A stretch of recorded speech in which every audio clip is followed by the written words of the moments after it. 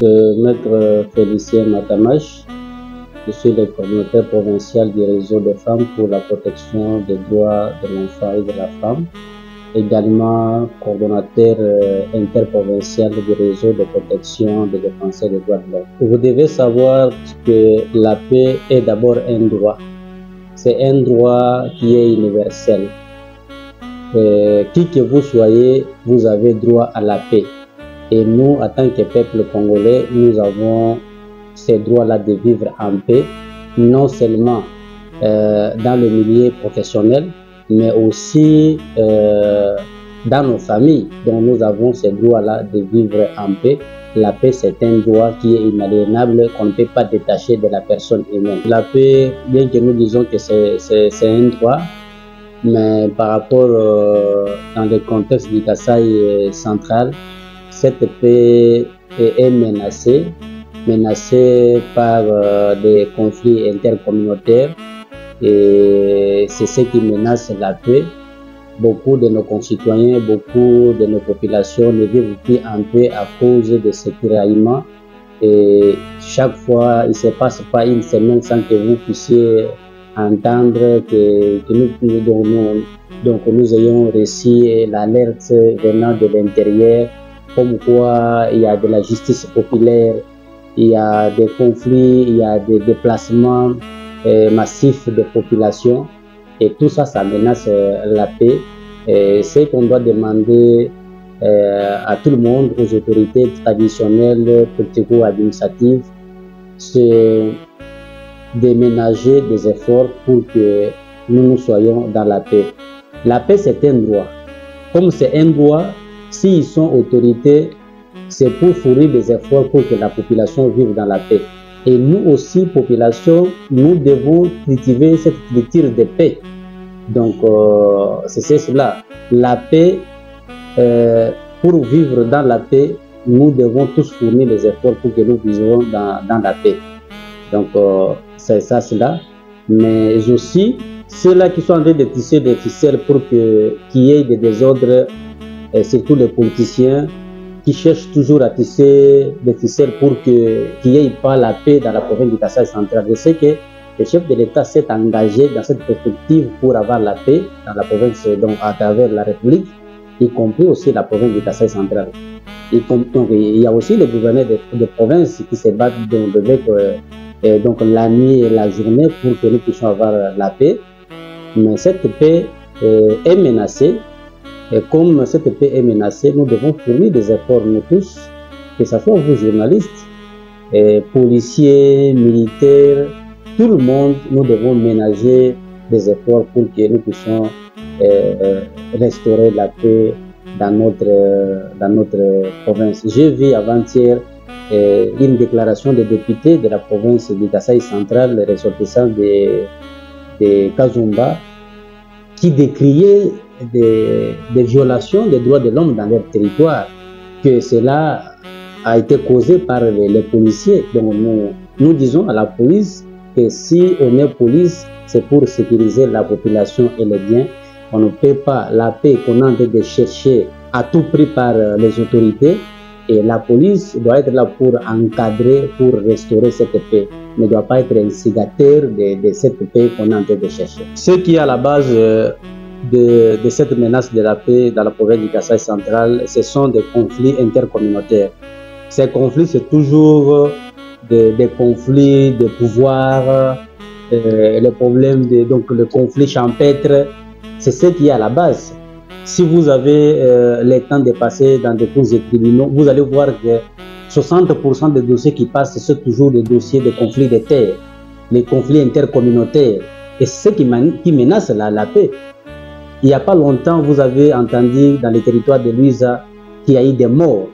D'Imbelenge, n'en parlons pas. Et partout, dans toute la province, vous sentez toujours que beaucoup de conflits qui arrivent, beaucoup des alertes que nous recevons, c'est toujours des conflits intercommunautaires. Donc nous demandons aussi des autorités coutumières de ne pas inciter la population pour menacer la paix qu'on est en train de chercher. Parce que les chefs coutumiers sont aussi à la base de ce qui arrive, de cette menace de la paix. Quand il y a un conflit entre deux chefs coutumiers et chacun veut tirer des ficelles, veut inciter la frange de sa population pour que celle-ci puisse violenter les droits des autres. Et c'est ce que nous décrions.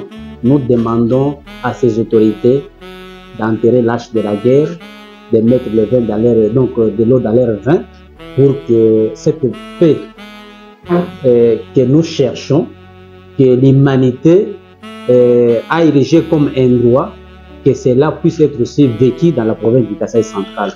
Et ce n'est pas normal quand vous avez des conflits entre vos chefs et vous incitez la population pour que la population puisse violenter les droits des autres et puisse commettre des actes. Et aujourd'hui, nous vivons ce qu'on appelle la justice populaire.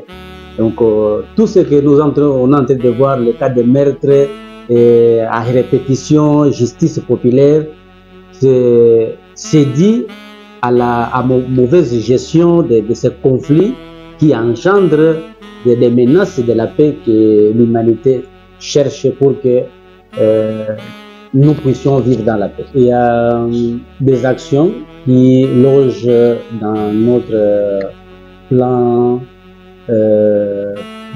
stratégique 2025-2032, et ces plans que nous avons donc élaborés prévoient des actions concrètes que nous voulons mener pour non seulement restaurer la paix, mais aussi comment nous devons aider ces autorités pour que ces petits conflits soient réglés d'abord en amont, dans des avenirs, en famille, avant que cela arrive au niveau des autorités.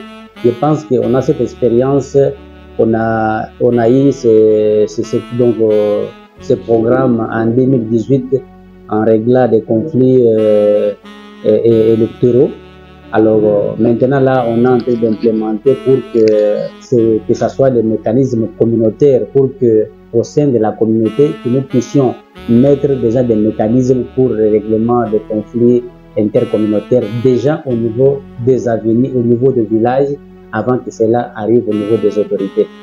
Et un autre programme ambitieux arrive peut-être avec l'aide des partenaires techniques. Donc d'ici là, peut-être nous allons nous annoncer, parce qu'on n'a pas encore un programme précis, mais on a un programme ambitieux pour le développement de la province du Kasaï central. Dernier mot, c'est demander la population. J'ai vu un communiqué de ACEDO qui fustige également les cas de justice populaire. Alors nous demandons à la population de ne pas se rendre justice. Nous devons faire confiance à notre justice. Nous avons des institutions établies en République démocratique du Congo. Et si nous avons des institutions, nous devons faire confiance à ces institutions. Au lieu qu'on vous dise, même l'accident, quelqu'un commet l'accident, même s'il n'y a pas mort d'homme, du coup on brûle le véhicule, du coup on brûle la moto, du coup on passe à la tabac. C'est anormal. Donc s'il y a des cas, allons devant les institutions qui sont établies en République démocratique du Congo et en particulier dans la province du Kasaï central pour qu'ils prennent en charge ce dont nous avons comme réclamation, au lieu de commencer à se rendre justice en disant les gens vous tuez quelqu'un, un être humain. Donc les corps de l'homme, ou soit la vie de l'homme est sacrée. Vous ne pouvez pas toucher au sang. Donc la province du Kasaï central, c'est une province qui a été connue comme une oasis de la paix. Mais aujourd'hui, depuis des Issaourés, des Kamounan Sapo, c'est comme s'il y a une autre mentalité ancrée dans la population de la province du Kasaï central, où les gens se livrent à tout. Donc nous appelons la population à la retenue, au calme, que nous puissions revenir dans le bon sens, jadis commis comme oasis de la paix, et que nous puissions continuer à vivre sur cet élan-là.